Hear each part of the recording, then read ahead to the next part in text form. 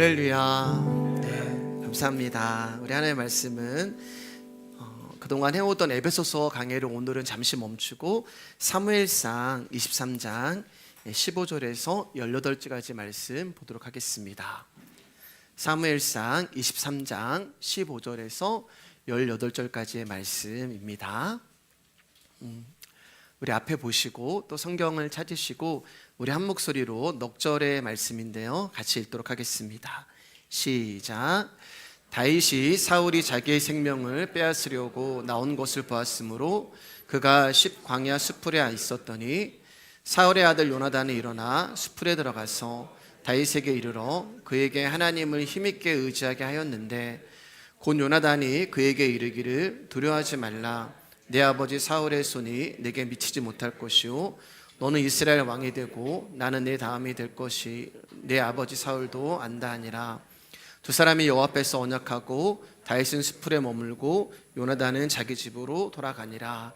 아멘. 우리 옆 사람하고 인사하겠습니다. 새해 복 많이 받으세요. 네. 감사합니다. 네. 지난 수요일 날 사무엘상 23장 설교를 준비하면서 수요일마다 이제 사무엘서를 강의하고 있거든요.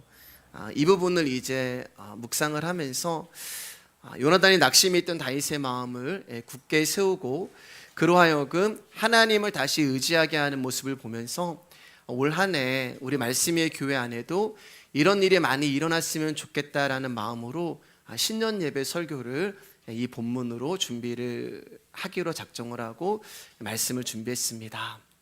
먼저 오늘의 이제 본문의 내용을 아셔야지만 오늘 말씀을 이해할 수 있기 때문에 내용을 간략하게 말씀을 드릴게요. 다윗이 사울을 피해서 계속 도망치는 삶을 살게 되고 그일라라고 하는 유다 지파 성읍이 블레셋에 의하여 침략을 당했다는 소식을 듣게 되죠.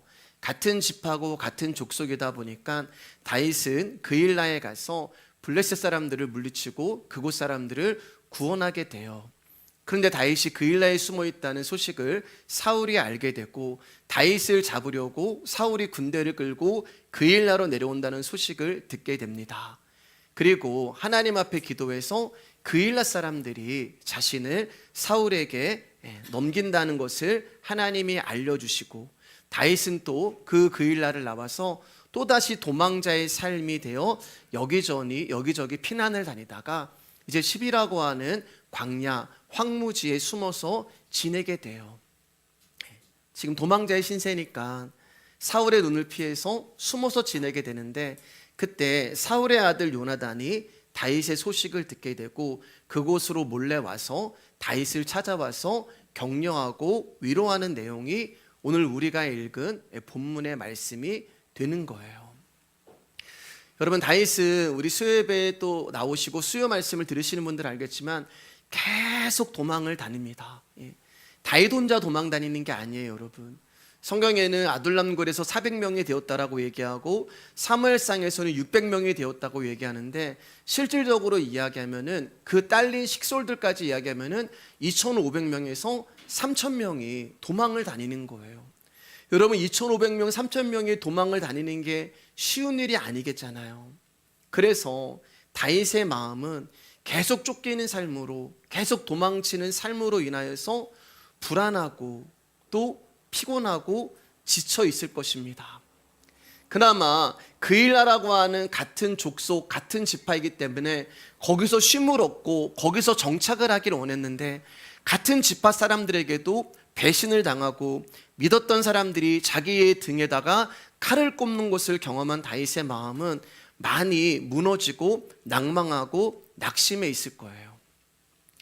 여러분, 사실 다윗은 하나님이 기름을 부으시고 다윗을 택한 이후부터 다윗의 삶은 계속해서 고난의 삶이 되었습니다. 하나님이 택하시고 부르시기 전까지는 그런 삶이 아니었거든요. 그런데 하나님이 부르시고 택한 이후부터 다윗의 삶은 잘 풀리는 것이 아니라 계속해서 고난의 연속이었어요. 죽음의 이 길을 계속해서 넘겨야 했고 늘 쫓기고 도망치는 삶으로 그의 삶은 피폐해질 대로 피폐해져 있는 심정이 오늘 다윗의 모습이 되는 거예요. 여러분, 사실 성경은 하나님과 나의 이야기이기 때문에 우리가 이러한 상황과 이러한 삶을 살다 보면 어떤 마음이 들겠어요? 하나님에 대하여 의구심이 드는 거예요. 하나님은 살아계신가? 하나님은 나를 사랑하시는가? 하나님은 나의 기도를 들어주시는가? 그러다 보면 하나님에 대한 마음도, 하나님에 대한 믿음도, 그리고 하나님을 향한 신앙도 흔들릴 수밖에 없는 거예요. 다윗도 마찬가지예요, 여러분. 왜냐하면 그도 우리와 같은 연약한 인간이기 때문에 그렇습니다. 자신이 은혜를 베풀어 준 사람들에게 배신을 당하는 경험을 했을 때 그는 사람을 믿을 수도 없었을 것이고 사람을 대하는 것도 두려웠을 것이에요. 그리고 자신을 향한 하나님의 계획이 무엇인가라고 하는 원망과 의심이 나았을 것입니다. 그때 요나단이 그를 찾아온 거예요.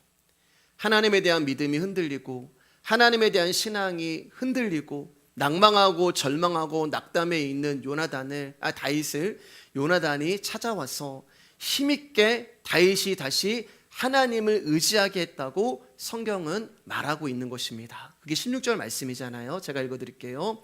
사울의 아들 요나단이 일어나 수풀에 들어가서 다윗에게 이르러 그에게 하나님을 힘있게 의지하게 하였는데, 그러니까 다윗은 낭망에 있고 낙심에 있었는데 요나단의 격려와 기도로 절망하고 낭망했던 마음이 회복이 되고 다시 믿음의 길을 갈 수 있게 되었다는 거예요.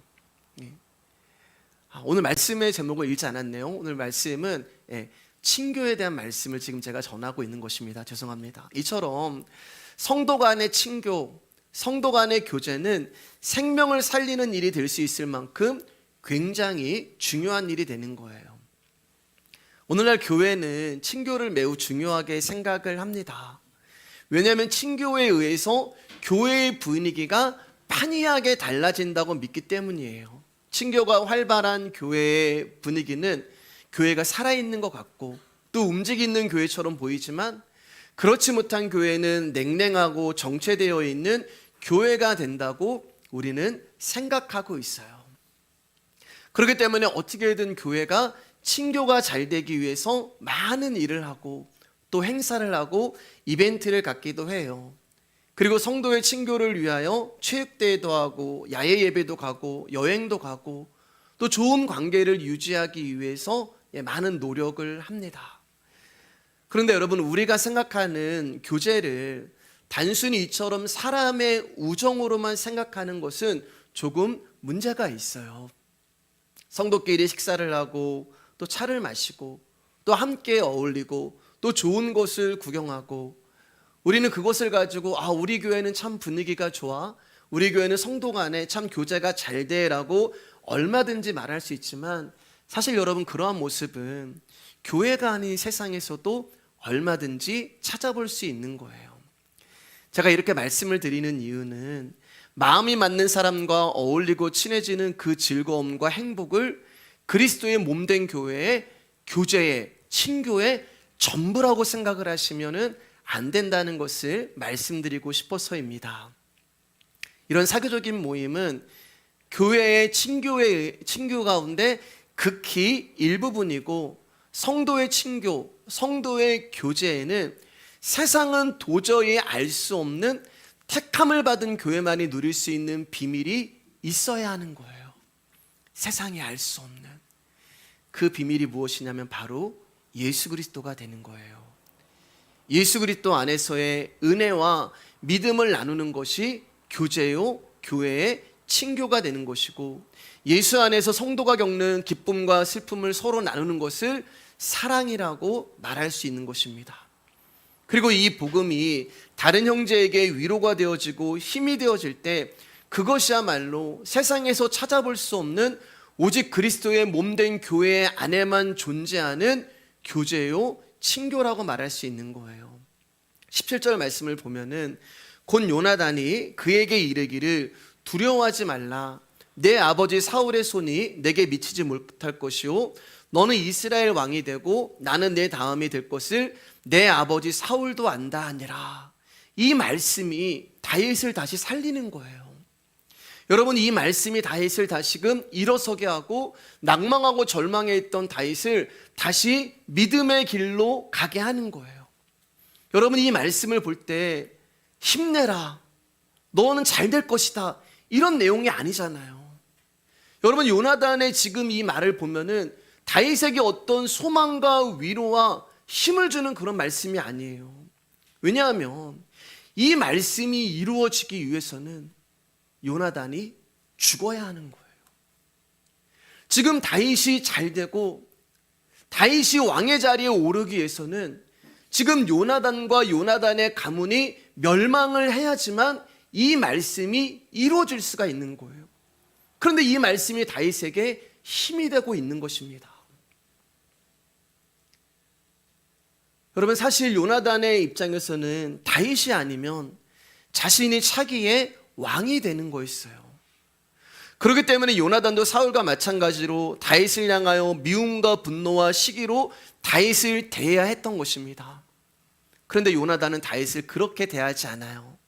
사무엘상 18절 4절 말씀을 보면은 요나단이 자기가 입었던 겉옷과 갑옷을, 군복과 활을 다윗에게 주었다라고 이야기를 해요. 그러니까 자기가 입었던 겉옷은 뭐예요? 왕자가 입는 옷을 말하는 거예요. 그러니까 다윗에게 자기의 옷을 줬다는 것은 나는 왕이 될 사람이 아니고 네가 왕이 될 사람이야, 그것을 인정하는 거예요. 다윗이 자기의 주인이요 자기의 왕이라는 것을 인정하며 다윗에게 완전히 굴복하고 있는 것입니다. 여러분, 요나단은 사울의 아들로서 자신에게 주어질 왕의 계승권을 인정하지 않고 하나님께서 다윗을 왕으로 세우신다는 사실을 알고 있었어요. 즉 하나님이 어떤 분인가를 알고 있었기 때문에 자신이 죽어야지만 이루어지는 그 언약을 지금 다윗에게 힘을 내라고 고백할 수 있었던 거예요. 그리고 자신의 아버지가 다윗을 대적하고 있기 때문에, 하나님이 세우실 그 왕을 대적하고 있기 때문에 자신의 아버지가 망하고 그리고 자신의 가문도 그 아버지로 인하여서 망하게 될 거라는 것을 알고 있었습니다. 그래서 사무엘상 20장 15절을 보면은 요나단이 다윗에게 이렇게 고백을 하는 거예요. 여호와께서 너 다윗의 대적들을, 사울과 자기를 말하는 거예요. 여러분, 이 지면에서 다 끊어버리신데도 너는 내 인자함을 내 집에서 영원히 끊어버리지 말라 하고. 그러니까 요나단은 자신의 미래가 어떻게 될 줄 알고 있었어요. 우리 아버지는 망할 것이고 우리 가문은 이 땅에서 끊어질 것이고, 그런데 다윗아, 나를 좀 긍휼히 여겨줘서 나의 집안을 좀 기억해 달라고 지금 요나단이 다윗에게 부탁을 하고 있는 거예요. 지금 다윗은 도망을 치고 있는 상황이잖아요. 전혀 요나단의 이 부탁을 들어줄 수 있는 상황이 아니란 말입니다. 여러분, 지금 요나단의 말을 듣는 다윗은 위로와 소망이 됐을 수도 있어요. 왜냐하면 내가 아니라 네가 왕이 될 거야, 네가 이스라엘 왕이 될 거야, 이 말을 듣는 사람은 기분이 좋죠. 누군가가 여러분을 향해서 네가 왕이 될 거야, 너는 잘 될 거야, 그런데 네가 왕이 되고 네가 잘 되기 위해서는 내가 죽어야 해. 듣는 사람은 위로와 소망이 될 수 있지만 이 말을 지금 다윗에게 하는 요나단의 마음은 어떻겠어요? 다윗에게는 위로와 소망이지만 이 말을 함으로 말미암아 자신에게는 저주와 심판의 말을 하고 있는 거잖아요. 그런데 요나단은 자신의 죽음과 멸망을 알면서 다윗아, 이 일은 반드시 일어날 거야, 그러니까 너 낭망하지 마. 이 일은 반드시 일어날 거야. 우리 아버지는 망할 것이고 우리 집안은 끊어짐을 당할 것이고 그리고 너는 이스라엘 왕이 될 거야. 여러분, 이 말을 지금 다윗에게 전하는 요나단의 심정이 어떻겠어요?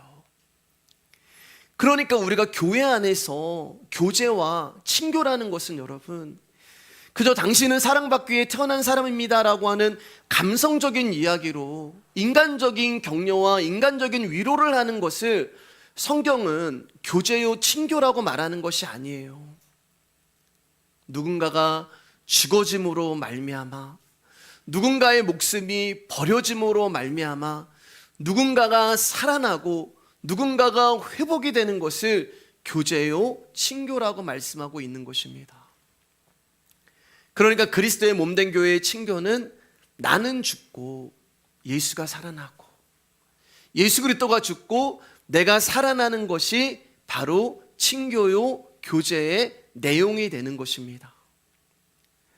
우리가 예수 그리스도가 날 위해서 죽음으로 말미암아 우리가 살아났잖아요. 그리고 이 복음을 아는 사람들은, 신앙에 성숙하는 사람들은 이제는 나라는 존재가 없어지고 부서지고 깨어지고 죽어짐으로 말미암아 내 안에 있는 예수 그리스도가 살아나고 드러나는 것, 그게 교회 안에서 나눠야 할 친교와 교제의 목적이 되는 거예요. 우리의 원함이 아니라 예수 그리스도의 원함이 이루어지고, 나라는 존재는 사라지고 예수만 남는 것이 성도의 교제이고 친교가 되는 것입니다. 그러면서 점점 예수님으로 충만해지는 거예요. 점점 예수님의 이야기로 가득 채워지는 거예요. 성전은, 교회는. 전에는 세상의 이야기, 세상의 방법, 세상에서 이슈되는 것들, 그런 것들이 교회 안에 넘쳤다면은 점점 예수 그리스도를 알아가고 예수 그리스도를 사랑하면서 그분의 은혜와 긍휼을 받으면서 우리 입술에서 나오는 것은 예수 그리스도, 예수 그리스도로, 나는 예수로 충만하네. 그렇게 채워지는 것이 교회고 성도의 교제가 되는 것입니다. 사무엘상 23장 18절 말씀 가운데 두 사람이 여호와 앞에서 언약하고 다윗은 수풀에 머물고 요나단은 자기 집으로 돌아가니라. 여러분, 이게 다윗과 요나단이 살아생전 마지막 만남이 되는 거예요. 이후로 이제 둘이 못 만나요. 그렇게 사랑하는 사이였고 그렇게 우정을 나누는 친구였는데 이날 이후로 만나지 못합니다. 그리고 요나단이 죽었다는 소식을 듣게 되죠. 그러면 이날 이후로 만나지 못하니까 두 사람의 관계는 끊어진 걸까요? 아닙니다. 인간적인 모임으로 만났다면 두 사람의 관계는 끊어졌을 거예요. 그러나 두 사람은 인간적인 사교적인 모임도 아니고 인간적인 사귐으로 만난 것이 아니라 뭘로 만난 거예요? 언약으로 만난 거예요. 하나님 앞에서 언약으로 만난 것입니다. 즉 이 말은 다윗과 요나단은 언약으로 맺어진 관계예요. 저와 여러분들은 예수 그리스도의 복음으로 맺어진 관계가 되는 것입니다. 그렇기 때문에 두 사람의 만남이 이 땅에서 마지막이라고 해도 두 사람의 언약이 그들을 교통하게 하고 서로를 있게 하는 거예요. 그렇기 때문에 여러분, 성도의 마지막은 이 땅이 끝이 아니란 말입니다. 저와 여러분들은 영원한 하나님 나라에서 거하게 되는 거예요. 왜냐하면 하나님 우리 가운데 그렇게 언약을 하셨기 때문에 그래요. 이 땅이 끝이 아니라 우리의 만남은 하나님 나라에서도 이어지는 거예요. 그래서 제 기도 제목이 제 눈에 보이는 여러분 한 사람 한 사람 한 사람이 하나님 나라에서 전부 만나는 게 제 기도 제목이에요. 너무 많으면 여러분 제가 기억을 못할 것 같아서 하나님이 제 어떤 주제를 아시고 제 그릇을 아시고 딱 요만큼 주시는 것 같아요. 너무 감사를 드립니다. 언약이란 하나님이 자기 백성에게 세우신 약속을 말해요. 여러분, 약속이라고 하는 것은 쌍방간에 성립이 되는 계약이잖아요. 그런데 하나님의 언약은 특징이 있다고 말씀을 드렸죠. 그게 뭐예요? 하나님의 언약은 쌍방이 아니에요. 하나님의 언약은 일방적이에요. 왜요, 여러분? 그 언약의 대상인 저와 여러분이 하나님의 약속을 지킬 수 없는 자들이라는 것을 하나님이 아시기 때문에 그래요. 그래서 아브라함과 약속을 하시고 그 동물들의 찢겨진 사체를 아브라함하고 같이 걸어가시는 게 아니라 하나님 혼자 걸어가시는 거예요. 왜냐하면 아브라함은 그 약속을 못 지키거든요. 내가 아들 너한테 줄 거야. 근데 아브라함은 그 약속을 안 믿었어요. 그래서 그 다음에 가면 바로 이스마엘을 낳게 하잖아요. 그렇기 때문에 하나님의 언약은 일방적이에요. 저와 여러분들은 하나님의 언약을 지킬 수가 없어요. 그래서 하나님이 우리를 부르신 것도 일방적인 거예요. 나는 하나님을 알지도 못하고 나는 하나님을 믿지도 않았고 하나님의 이름을 부르지도 않았고 하나님이 누군지도 모르고 갈대의 우르에서 열심히 우상이나 섬기고 있었는데 어느 날 하나님이 아브라함이라고 하는 나를 찾아오셔서 너는 내 거야. 너 이 갈대의 우르에서 나와. 일방적인 거예요. 여러분, 예수를 믿는다는 것은 저와 여러분들이 무언가를 해서 내가 한번 예수를 믿어봐, 그래서 예수 그리스도를 믿는 것이 아니라 하나님이 여러분들을 일방적으로 부르신 거예요. 너는 내 거야. 일방적으로 택하신 거예요. 그리고 그분이 우리를 사랑해 주시는 거예요. 여러분들이 주님 사랑하지 않잖아요. 내 가족을 더 사랑하지, 내 아들을 더 사랑하지. 그런데 하나님은 우리의 사랑과 상관없이 우리를 사랑해 주시고, 우리를 긍휼히 여겨주시고, 우리에게 자비를 베풀어 주시고, 우리를 용서해 주시는 것은 저와 여러분이 이뻐서도 아니고, 우리가 무엇을 해서도 아니고, 우리가 원해서 되는 것도 아니고, 우리의 열심도 아니고, 그분의 일방적인 언약 때문이라는 거예요. 그래서 그 일방적인 언약을 은혜라고 이야기를 합니다. 그리고 그 은혜의 결정체로 오신 분이 예수 그리스도가 되는 것이에요. 그러니까 여러분, 예수님이라고 하는 존재가 언약이에요. 하나님의 사랑 예수님이에요. 하나님의 용서 예수님이에요. 그러니까 언약도 존재고, 사랑도 존재고, 은혜도 존재고, 믿음도 존재가 되는 거예요. 추상적인 게 아니에요, 여러분. 하나님 나에게 믿음을 주세요라고 할 때 어떤 추상적인 게 아니에요. 그 믿음으로 오신 예수 그리스도가 내 안에 들어오시는 것이 믿음이고, 그 은혜로 오신 예수님이 나에게 찾아오는 것이 은혜가 되는 거예요. 여러분, 언약이 우리에게 원하시는 것은 우리의 어떠함이 아닙니다. 여러분의 공로가 아니에요. 여러분이 무엇을 가지고 나오는 것을 원하시는 것이 아니라 예수 그리스도가 우리 가운데 원하시는 그 언약이 우리 가운데 원하시는 것은 이 십자가의 복음을 알라는 거예요. 그거 하나예요. 예수를 알아. 그래서 영생은 예수 그리스도를 믿는 게 아니고 예수 그리스도를 아는 거라고 말씀하고 계시는 것입니다. 그리고 그것을 믿는 것이고 언약의 관계로 존재하는 것이 사랑이 되는 거예요. 사무엘하 9장 1절 7절을 보면 다윗이 이르되 사울의 집에 아직도 남은 사람이 있느냐? 내가 요나단으로 말미암아 그 사람에게 은총을 베풀리라 하니라. 다윗이 그에게 이르되 무서워하지 말라. 내가 반드시 내 아버지 요나단으로 말미암아 내게 은총을 베풀리라. 내가 내 할아버지 사울의 모든 밭을 다 내게 도로 주겠고 또 너는 항상 내 상에서 떡을 먹을지니라 하니. 이 만남 이후로 요나단이 죽었어요. 그리고 다윗이 왕이 됩니다. 그리고 요나단의 고백대로 사울의 가문이 망해버렸어요. 그런데 다윗이 왕이 되었을 때 가장 먼저 한 일이 뭐냐면은 요나단의 후손이 있느냐. 다윗이 왕이 됐을 때 가장 먼저 한 게 뭐냐면은 요나단의 후손들을 찾아 나선 거예요. 그때 무비보셋이라고 하는 요나단의 아들이 절름발이로 살아있다는 사실을 알게 되죠. 왜냐하면 요나단이 죽고 가문의 사울의 가문이 멸망을 당했다고 했을 때 이 유모가 무비보셋을 들고 도망을 가다가 떨어뜨려서 무비보셋이 그날 이후로 절뚝발이가 되어서 도망을 치지도 못하고 어디를 가지도 못하는 그런 신세가 됩니다. 그때 다윗이 그 무비보셋을 찾아와요.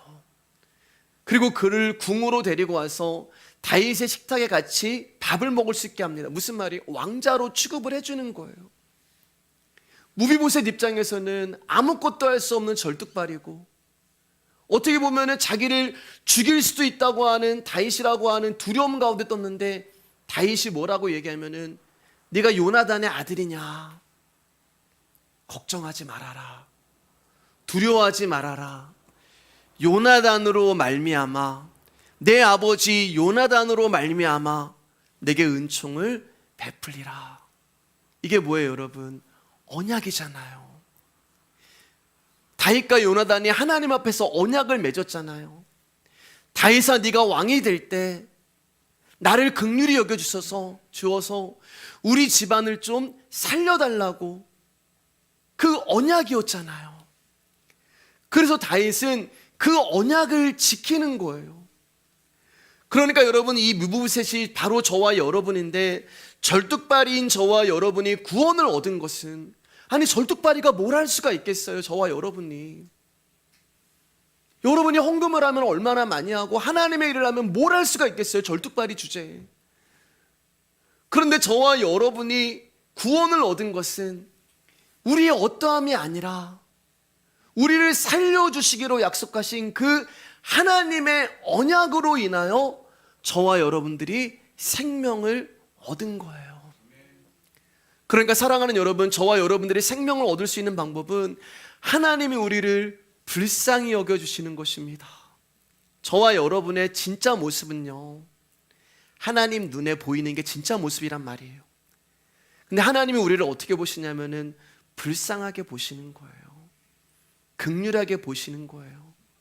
절뚝발이 죄인인 무비보셋이 우리의 진짜 모습이시고 38년 된 그 베데스다 연못에 있는 병자의 모습이 우리 모습이고 문둥병이요, 소경이요, 간질 걸린 사람이요, 혈루병 걸린 여인이요, 아무것도 하지 못하는 그 존재가 우리의 모습이에요. 그래서 예수님이 그런 사람들을 다 찾아가신 거예요. 너희에게 필요한 것은 나의 긍휼이야, 나의 사랑이야. 그러니까 여러분, 작년에도 수도 없이 들었던 말씀이지만 내가 누구인지를 알아야만 주님의 이름을 부를 수 있고 그분을 붙들 수 있는 거예요. 제가 내리는 교회의 정의는 없음이라고 말씀을 드렸잖아요. 교회는 없는 자들이 모이는 거예요. 그래야 있는 자가 필요하죠. 없는 자들이 모여야 있음이신 그분을 찾죠. 근데 여러분, 교회에 있는 자들이 모이면 그 있음이신 하나님은 우리 가운데 오실 필요가 없어요. 왜냐하면 우리가 모든 것을 다 할 수 있기 때문에. 제가 작년인가 창세기 11장 말씀드리면서 바벨탑에 대해서 말씀드렸잖아요. 여러분, 바벨탑은요 척척척척 올라가요. 왜냐하면 그들 가운데는 벽돌과 역청이 있었거든요. 사람들이 모입니다, 그 평야에. 그리고 건축을 하기 시작하는데 척척척척 올라가요. 벽돌은 그냥 착착 맞잖아요. 벽돌에다 역청 바르고 착착착착 올라가요. 사람들이 바깥에서 볼 때는 야, 저 교회는 야, 정말 개척한 지 1년도 안 됐는데 저렇게 척척척척 올라가네. 야, 저 교회에 있는 사람들은 정말 뭐 대단한 사람들만 모였네. 왜냐하면 척척척척 올라가니까. 아니, 그런데 저 교회는 개척한 지 3년이 됐는데 반토막이 났네. 네, 여러분 웃으시라고 말씀드리는 거예요. 네. 근데 여러분, 교회는 반토막이 나야 돼요. 왜냐하면은 척척척척 역청과 벽돌로 올라가는 그 교회는 나중에 어떻게 해요, 여러분? 무너지잖아요. 무너져요. 왠지 아세요, 여러분? 벽돌이 모였기 때문에 그래요. 역청이 모였기 때문에 그래요. 친교가 잘 되고 교제가 잘 되고 단합이 잘 되는 것 같지만 거기에 하나님이 계시지 않으면 무너지는 거예요. 그런데 여러분, 돌멩이가 모이는 교회가 있어요. 돌멩이는 다 모양이 틀려요. 저도 틀리고 여러분도 틀려요. 아무리 역청을 발라도 붙지 않습니다. 그리고 이제 막 쌓여가지고 이제 막 1층을 넘어서 2층이 될 것 같으면은 무너지는 거예요. 어디서 굴러온 돌이 쾅 쳐가지고 박힌 돌이 빠져나가고. 예. 그럼 바닥이 되는 거예요. 그러니까 다시 돌멩이가 또 한번 우리가 힘을 내서 쌓아보자고 하는데 쌓아 올라지나요? 돌멩이가 못 쌓아져요. 그런데 여러분, 한번 생각해 보세요. 절대로 쌓아 올라갈 수가 없는 그 돌멩이가 모인 교회가 쌓아졌다? 벽돌로 모인 교회는 당연하지. 근데 절대로 하나가 될 수 없고 절대로 쌓아 올라갈 수 없는 그 돌멩이를 모인 교회들이, 그 돌멩이가 모인 사람들이 쌓아져가지고 2층이 되고 3층이 되고 누가 하신 거예요? 사람이 한 게 아니잖아요. 그러면 누가 보이는 거예요, 여러분? 하나님만 보이는 거예요.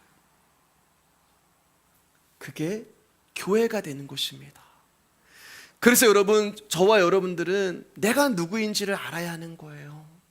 나는 무비보셋이고, 나는 모난 돌멩이고, 나는 집을 나온 둘째 아들이고, 그래서 나는 하나님이 필요하고, 그래서 나는 누군가가 나에게 입을 벌려서 밥을 넣어줄 수 있는 존재가 필요하고, 나는 죄인이기 때문에 그래서 나는 예수 그리스도가 필요하고, 그 은혜를 고백하는 것이 교회고, 이 은혜를 나누는 것이 교제요 친교의 내용이 되는 것입니다.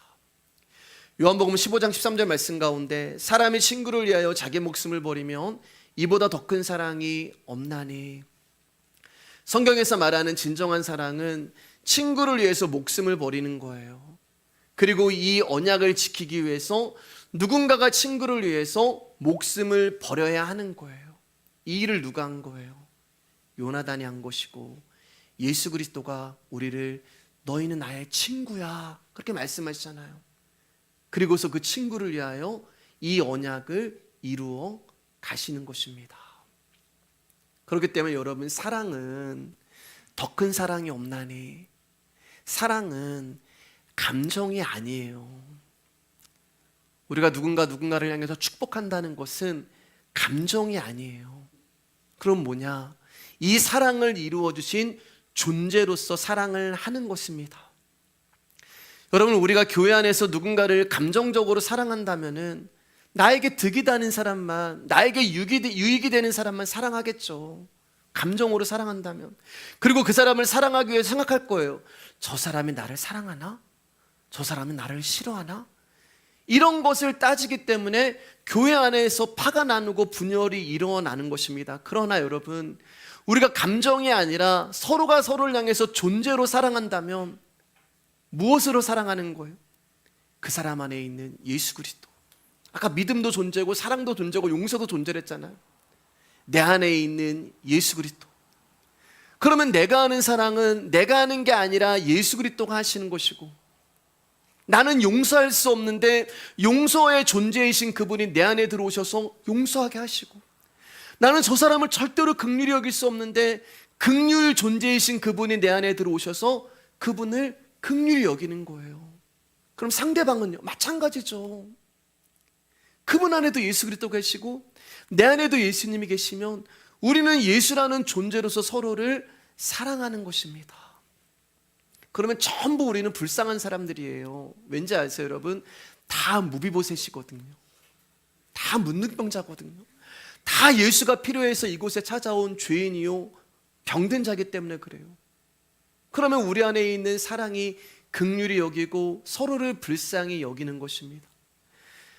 여러분, 저와 여러분들은 예수님이 안 되면은 살아갈 수 없는 사람들이에요.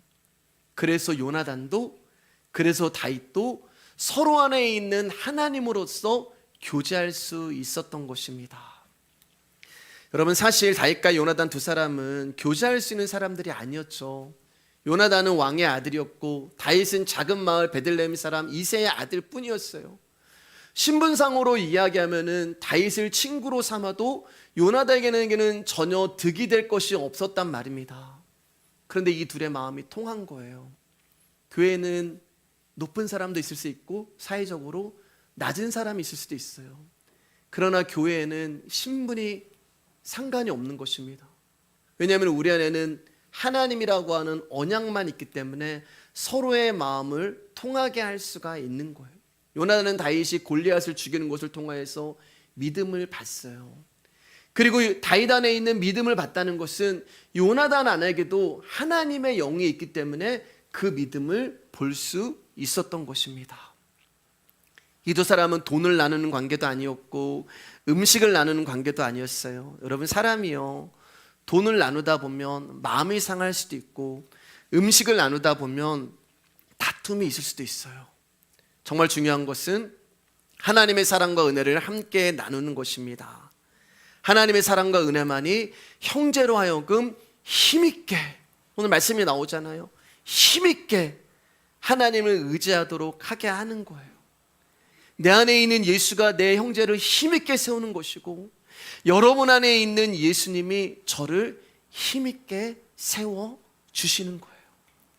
따라서 오늘날 교회에서 하나님을 향한 믿음과 은혜를 벗어나서는 인간의 친목 도모와 사귐은 모두 참된 교제가 아니라는 결론을 내릴 수밖에 없습니다. 그러므로 오늘날 교회가 성도들끼리 친목을 도모하고 사귐을 통해서 교회를 굳건히 하려고 한다면 그것은 인간적인 방법과 인간적인 모임밖에 되지 않는 것이고 나중에는 무너질 수밖에 없어요. 앞서 말한 대로 오늘날 교회는 친목과 사귐을 통해서 교인들에게 교회의 즐거움과 행복을 제공하려고 합니다. 그러나 이것은 우리 교회에 오면은 다른 교회는 맛볼 수 없는 즐거움이 있다라는 것을 제시함으로 사람을 끌어당기고 붙들려는 것이지 하나님의 은혜와 사랑을 나누기 위한 목적이 아니란 말입니다. 저는 여러분들이 우리 말씀의 교회를 혹시 누군가에게 소개하고 누군가에게 증거할 것이 있다면 우리 교회에는 말씀이신 예수님이 계셔. 이거 하나면은 족한 것입니다.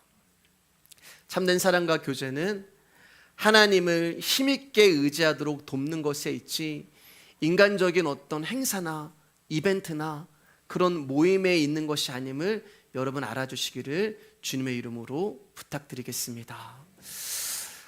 2022년을 보내고 이제 2023년을 맞이하면서 제가 여러분에게 해야 할 일은 똑같아요.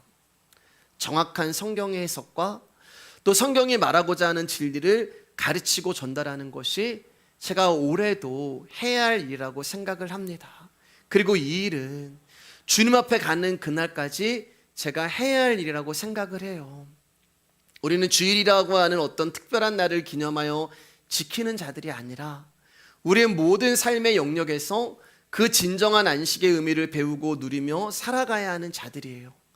각자 자신의 삶의 터전에서 열심히 사시다가 주일날 모여서 우리 안에 생명으로 들어오신 예수님을 사랑하고 자랑하고 찬양하고 그 하나님을 누리고 즐기고 감동하는 것이 바로 예배가 되는 거예요. 사랑하는 여러분, 저는 여러분 안에 신앙생활 하시면서 우리 말씀의 교회 안에서 작은 행복과 소소한 재미들이 좀 많았으면 좋겠습니다. 제가 무엇을 하자 잘 이야기도 하지도 않지만 누군가가 무엇을 하자 이런 의무감 말고요. 여러분 정말 말씀이 이제 우리 안에서 쌓이다 보면 그 말씀이 흘러가는 거잖아요. 옹달샘이라고 하는 것은 푸면 없어지는 것 같지만 다시 거기 채워지는 거잖아요. 그 말씀이 내 안에서 쌓여서 그 말씀이 이제는 여러분과 여러분 옆에 있는 교회 안에 또 가족들 가운데 흘러갔으면 좋겠어요. 그리고 그 말씀이 일을 하는 것을 경험하고 그 말씀을 봤으면 좋겠습니다. 내 안에 들어오신 그분으로 인하여 우리는 하늘을 조금씩 알아가고 경험하고 배워가고 있는 거예요. 그래서 점점 여러분 안에 예수님의 마음이 나오고 예수님의 삶이 나오고 좀 여유가 생기고 온유가 나오고 조금 더 관용해지고 조금 더 의연해지고 조금 더 용서가 나오고 조금 더 사랑이 나오는 그 모습이 올 한 해 많으셨으면 좋겠습니다. 점점 여러분들이 예수 그리스도를 닮아가셨으면 좋겠어요. 그리고 십자가의 삶, 천국의 삶이 우리가 드리는 이 예배 가운데 매주 넘쳤으면 좋겠습니다. 그 마음으로 예배를 준비하고 또 여러분 교회도 가끔 돌아봐 주시고 또 옆 사람도 가끔 챙겨 주시고 그렇게 여러분 우리가 하나님 나라에서 가족으로 사는 것을 우리 말씀의 교회 안에서 좀 연습 좀 하다가 하나님 나라에 가셨으면 좋겠습니다. 여러분 저는 여러분 안에 이제 올해 이제 횟수로 4년째가 되잖아요.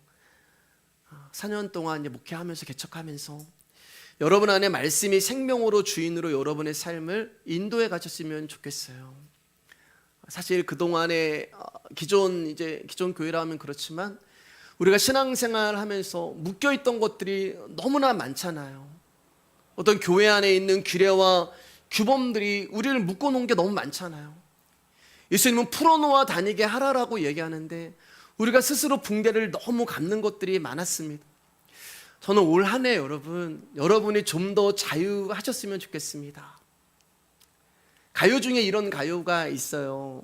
제가 말씀 준비하면서 했는데 청바지 입고서 회사에 가도 깔끔만 하기만 하면 괜찮을 텐데 이제 흥얼거리시는 분들 계실 거예요. 네. 여름 교복이 반바지라면 깔끔하고 시원해 괜찮을 텐데 사람들은 의식하지 말아요.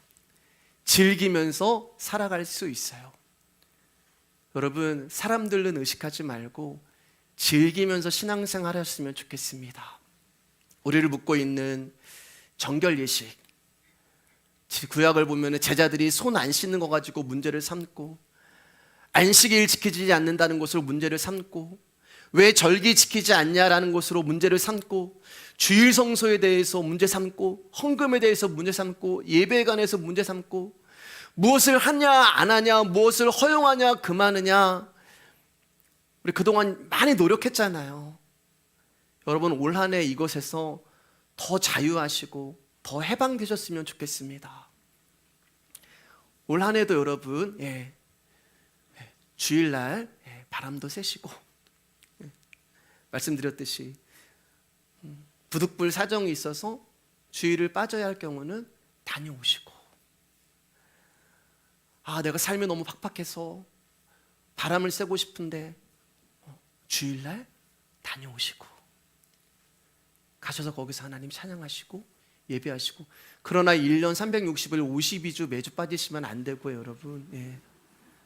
정말 마음이 답답하고 괴롭고 그래서 휴식이 필요하다면 여러분, 주일날 다녀오세요. 내가 주일을 빼먹었어? 죄책감 가지지도 마시고 마음 편하게 다녀오세요. 하나님 우리 가운데 너 주일 빼먹었구나, 그렇다고 우리 가운데 영생을 거둬가시는 분도 아니고 우리를 심판하시는 분도 아니에요. 주일 안 지켰다고 해서 저주받고 교통사고 나고 사업이 안 되고, 그래서 하나님 내가 주일을 한번 빼먹었더니 간증하시지 마시고, 그런 하나님이 아니에요. 여러분, 우리는 모이기를 물론 힘써야 해요. 그러나 모여야 하는 이유가 내 안에서 안식이 되어 주셔서 나에게 영원한 생명을 주신 예수님께 예배하고 싶고 또 천국의 가족들이 보고 싶어서 모이는 것이 아니라, 예배 빠지지 않고 주일을 지켜야지만 내가 복을 받고 저주를 받지 않아, 그런 마음으로 신앙생활 하지 마시고요. 여러분, 좀 더 많이 자유하셨으면 좋겠습니다. 절기에 대해서도 어떤 날에 대해서도 내 안에 계시는 존재 되시는 예수 그리스도로 인하여서 여러분 안식을 누리시고 매일매일 그분과 동행하시고 살아가셨으면 좋겠습니다. 여러분, 하나님이 우리에게 주시는 것으로만 살아가시면 돼요. 그리고 하나님이 주신 것으로 교회에 필요한 것을 담당하고자 하는 마음만 있으면 돼요. 저도 그런 욕망을 버리고 여러분도 그런 욕망을 버리면, 여러분, 우리는 얼마든지 이 말씀의 교회 안에서, 예수 그리스도 안에서, 말씀 안에서 행복할 수 있는 거예요. 말씀을 알아가고 말씀을 깨닫고 복음을 듣는 이 모임, 세상 어디에도 들을 수 없는 하늘의 비밀은 복음을 들을 수 있고 그리스도의 은혜를 아는 성도와 함께 교제할 수 있는 교회는 귀한 곳입니다. 말씀을 이제 마치겠습니다. 요나단이 다윗에게 나는 네 다음이 된다고 말하는 것을 다시 한번 깊이 생각하시기를 주님의 이름으로 축복합니다. 이것은 단순한 우정이 아니라 상대방이 나보다 훨씬 뛰어나게 되어질 때도 이 우정이 깨어지지 아니하는 인간관계의 고백이 되는 거예요. 축복해 주시고, 네가 나보다 더 잘 됐으면 좋겠어. 여러분, 올 한 해 부자 되세요. 네. 부자 되시고 정말 서로 잘 되면은 정말 같이 기뻐하시고, 정말 슬픈 일이 있으면은 같이 아파하시고, 그렇게 복음이신 언약이신 예수 그리스도로 말미암아 한 분 한 분을 사랑하고 그렇게 교제하고 친교하는 저희 말씀의 교회가 되기를 주님의 이름으로 축복합니다. 찬양하도록 하겠습니다.